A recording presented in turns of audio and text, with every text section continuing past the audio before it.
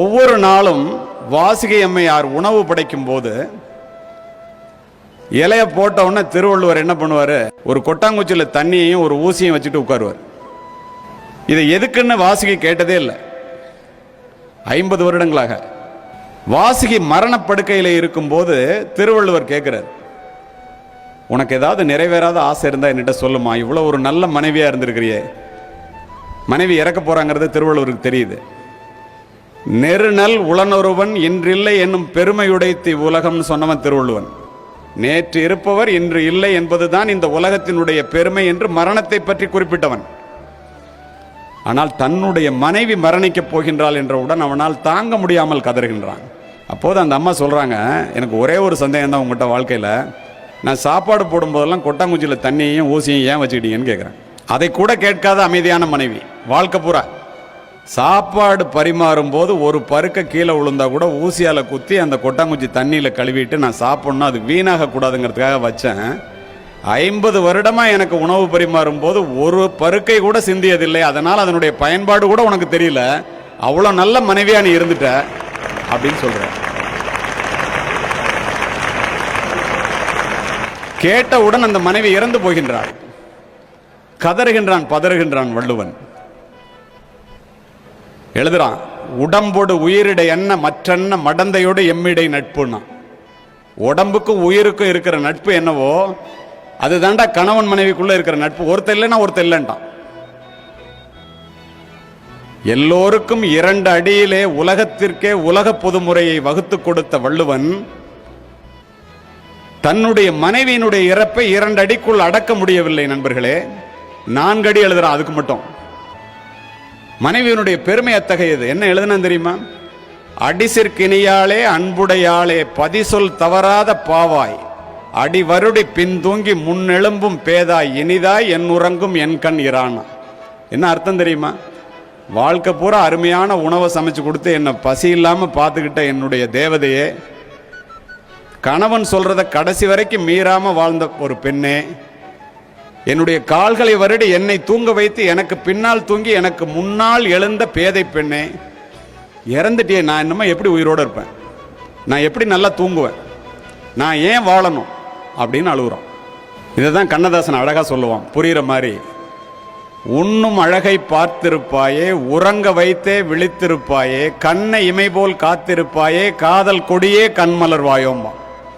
ஈன்ற தாயை நான் கண்டதில்லை, எனது தெய்வம் வேறொன்றும் இல்லை, உயிரை கொடுத்தும் உன்னை நான் காப்பேன், உதய நிலவே கண்மலர் வாயோம்மா. ஒரு கணவன் உயிரை கொடுத்தாவது மனைவியை காக்கணும். அத்தனை பேரும் ஒன்றாக இருக்கின்ற இந்த இடம் என்பதனால் இதனையெல்லாம் நான் பதிவு செய்கின்றேன்.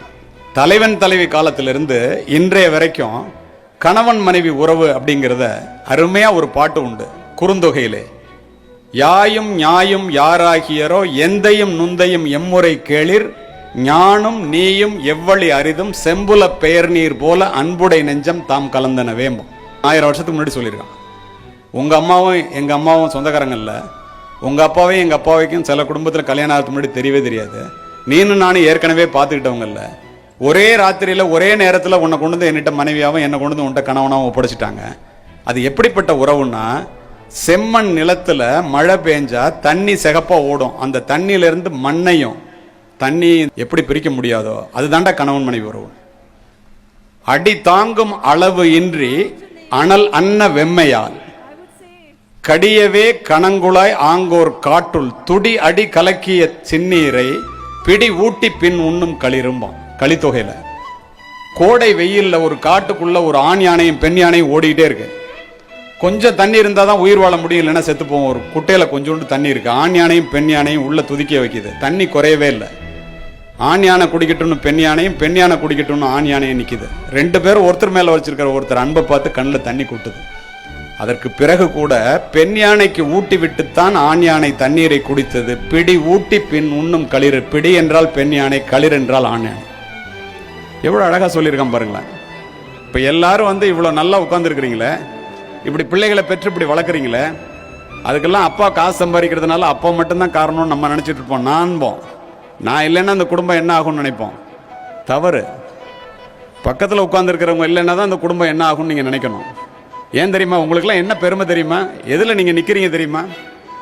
உன்னை கரம் பிடித்தேன் வாழ்க்கை ஒளிமயமானதடி, பொன்னை மணந்ததினால் சபையில் புகழும் கூடுதடி, கால சுமைதாங்கி போல மார்பில் இணைத்தாங்கி வீழும் கண்ணீர் துடைத்தாய், அதில் என் விம்மல் தணிந்ததடி, பேருக்கு பிள்ளை உண்டு வெறும் பேச்சுக்கு சொந்தமிண்டு, ஆலம் விடுதுகள் போல 1000 உறவுகள் இருந்தன, வேறென நீதி இருந்தாய் அதில் வீழ்ந்து விடாமல் நான் இருந்தேன்பா. இந்த மனைவி எல்லாம் வேற இருக்கிறதுனால தான் கணவன்லாம் கீழே விழுந்துடாம இருக்கிறீங்கிறத இந்த சபையிலே மனதிலே பதிய வைத்துக் கொள்ளுங்க. இது யாராவது மறுக்க முடியுமா? கண்ணதாசன் போய் கேட்டான், கணவன் மனைவி உறவு என்னடான்னு. மனைவியை பத்தி சொல்றாங்க, எத்தனை பெண்களின் மண்ணில் பிறந்தன சத்தியம் சம்சாரம், அவளே சாமி அவதாரம், அந்த பத்தினி கைகளில் பள்ளி கொண்டால் அதுவே பக்தி பிறவாகும், இறைவனின் சக்தி உறவாகும்னா. ஏன் சொன்னான் தெரியுமா? இன்று தேடி வரும் நாளை ஓடிவிடும் செல்வம் சிரித்தபடி அமுதிடுமா, எந்த செல்வமும் மனைவியின் சுகம் தருமான். அப்ப மனைவியினுடைய அருமை என்னங்கிறத கணவன்லாம் முழுசா தெரிஞ்சிருக்கணுமா இல்லையா? நீதி நெறி வெண்பால 1000 வருஷத்துக்கு முன்னாடி மனைவியினுடைய அருமை என்னன்னு சொல்றான்.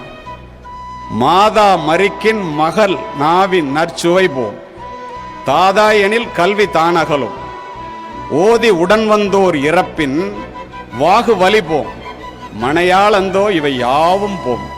என்ன அர்த்தம்? அம்மா இறந்து போனா பிள்ளைக்கு நல்ல சோறு கிடைக்காதான், வாய்க்கு ருசியா. அப்பா இறந்து போனா படிக்கிறீங்களே இந்த பள்ளிக்கூடத்தில், இந்த கல்வியை தொடர முடியாதான். கூட வந்தவன் பிறந்தவன் இறந்து போனாக்க தோல் வலிமை போயிடுமா. ஆனா மனைவி இறந்து போனா இது எல்லாமே போயிருண்டாங்க. நீரின் அருமை பயிரில் தெரியும், நிலத்தின் அருமை விளைச்சலில் தெரியும், படிப்பின் அருமை பதவியில் தெரியும், பணத்தின் அருமை வறுமையில் தெரியும், தாயின் அருமை அன்பில் தெரியும், தந்தையின் அருமை அறிவில் தெரியும், மகனின் அருமை நேசத்தில் தெரியும், மகளின் அருமை பாசத்தில் புரியும், மனைவியின் அருமை இவை அனைத்திலும் தெரியும். ஆனால் அது அவள் இறப்பிற்கு பின்னே பலருக்கு புரியும்.